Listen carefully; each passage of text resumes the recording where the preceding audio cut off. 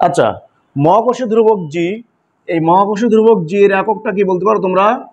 এটা কিন্তু এককটা হচ্ছে কি newton metre square per KG square. এটা কিন্তু মহাকর্ষীয় ধ্রুবকের একক।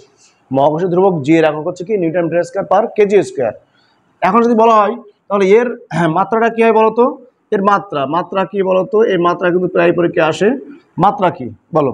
আচ্ছা, এখানে এন এর মাত্রা হচ্ছে কি, এন যেহেতু বল, তাহলে বলের মাত্রা আছে mlt -2। এটা কিন্তু এম, এম মানে কি দৈর্ঘ্য, দৈর্ঘ্যের একক মিটার। তাহলে দৈর্ঘ্যের মাত্রা কিন্তু এল স্কোয়ার, আর কেজি হচ্ছে কি ভর, ভরের মাত্রা হচ্ছে এম, মানে ভরের একক, ভরের মাত্রা হচ্ছে এম, তাহলে m⁻²। তাহলে এটাকে যদি আমরা ক্যালকুলেশন করি কী হবে বলো তো? এল স্কোয়ার আর এল গুণ করলে হবে এল কিউব, তাই না? এই এল স্কোয়ার এল গুণ করলে হবে এল কিউব, আর এম এর পাওয়ার -2, এম এর পাওয়ার 1, দ্যাট মিনস এম এর পাওয়ার কত হবে -1 আর টি এর পাওয়ার -2। তাহলে মহাকর্ষীয় ধ্রুবক জি এর মাত্রা কি হলো? এল কিউব m-1 t -2।